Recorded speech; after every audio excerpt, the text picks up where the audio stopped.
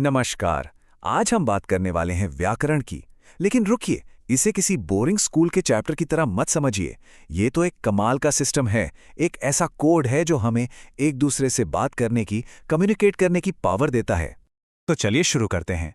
और मजे की बात यह है कि ये जो पूरा विश्लेषण है ना, ये सीधे हरियाणा के एक सरकारी स्कूल के 8वीं क्लास के क्लासरूम से निकल कर आया है। इसे तैयार किया है वहां के एक इंग्लिश टीचर सोहन अंजान ने अपने स्टूडेंट्स के लिए। तो चलिए हम भी देखते हैं कि भाषा की नींव, उसकी बुनियाद कैसे रखी जाती है। तो सबसे पहले सबसे बेसिक सवाल पर आते हैं। आखिर ये व्याकरण या ग्रामर चीज क्या है और ये क्यों जरूरी है? क्या ये सिर्फ कुछ रूल्स की लिस्ट है? नहीं, ये उससे कहीं कहीं ज्यादा है। तो पहला और सबसे अहम सवाल जो सोहन जी अपनी क्लास में पूछते हैं, व्याकरण क्या है? अब ये सुनने में तो बड़ा सिंपल सा सवाल लगता है ना, पर इसका जवाब भाषा के पूरे स्ट्रक्चर की परतें खोल देता है।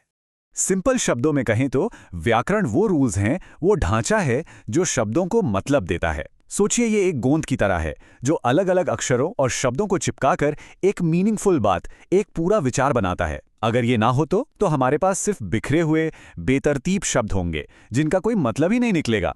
ये परिभाषा देखिए, बिल्कुल सटीक है। व्याकरण एक टूल किट की तरह है ना? एक ऐसा टूल किट जो हमें सिखाता है कि किसी भी भाषा को सही तरीके से बोलना और लिखना कैसे है। ये सिर्फ इंग्लिश या हिंदी की बात नहीं, हर भाषा के लिए सच है। अच्छा, तो अब हम ये तो समझ गए कि व्याकरण क्यों जरूरी है। तो अब देखते हैं कि भाषा बनती कैसे है, एकदम जीरो से, बिल्कुल शुरुआत से। ये देखिए कितना लॉजिकल है सब कुछ। हम शुरू करते हैं सबसे छोटी यूनिट से, यानी अक्षरों से। फिर हम उन अक्षरों को जोड़कर बनाते हैं शब्द, और फिर उन शब्दों को सही तरीके से जमाकर बनते हैं वाक्य, सेंटेंस, जिनका कोई पूरा मतलब निकलता हो। यह बिल्कुल एक लेगो सेट बनाने जैसा है। एक एक ईंट जोड़कर आप कुछ भी बना सकते हैं। तो किसी भी भाषा का जो स्टार्टिंग पॉइंट है वो है उसकी वर्णमाला या अल्फाबेट।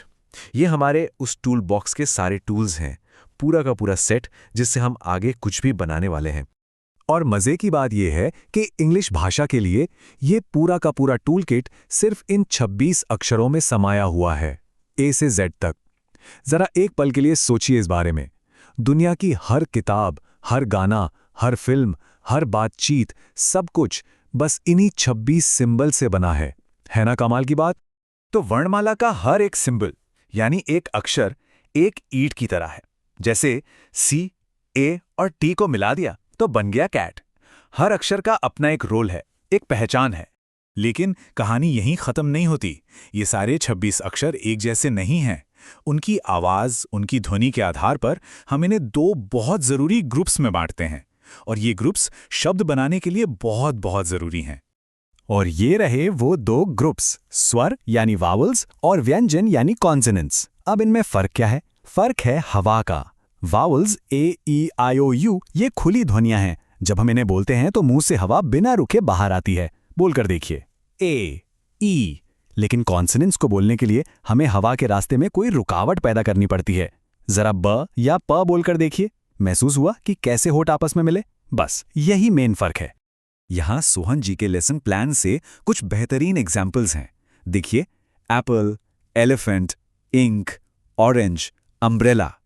ध्यान दिया कि कैसे हर वॉवल शब्द को एक खुली और क्लियर आवाज दे रहा है। और अब आता है ग्रामर का एक गोल्डन रूल, एक ऐसा नियम जो कभी नहीं टूटता। हर शब्द में कम से कम एक वावल की ध्वनि जरूर होती है, जरूर। आप वावल्स के बिना कोई शब्द बना ही नहीं सकते। वो हर शब्द का दिल है, उसकी जान है। यही तो है जो कॉन्सोनेंट्स को आपस में जोड़कर उन्हें बोलने लायक बनाते हैं। तो अब तक हमने सारे छोटे छोटे टुकड़े देख लिए। अब चलिए इन सब को एक साथ जोड़कर देखते हैं कि कैसे ये मिलकर बात करने का, कम्युनिकेशन का एक इतना पावरफुल सिस्टम बनाते हैं। तो संक्षेप में कहें तो ये है पूरी कहानी। हम 26 अक्षरों से शुरू करते हैं, उन्हें उनकी आवाज के हिसाब से वॉवल्स और कॉन्सोनेंट्स में बांटते हैं, फिर उन्हें मिलाकर शब्द बनाते हैं, और आखिर में व्याकरण यानी ग्रामर के नियमों का इस्तेमाल करके उन शब्दों को ऐसे जमाते हैं कि उनका कोई मतलब निकले।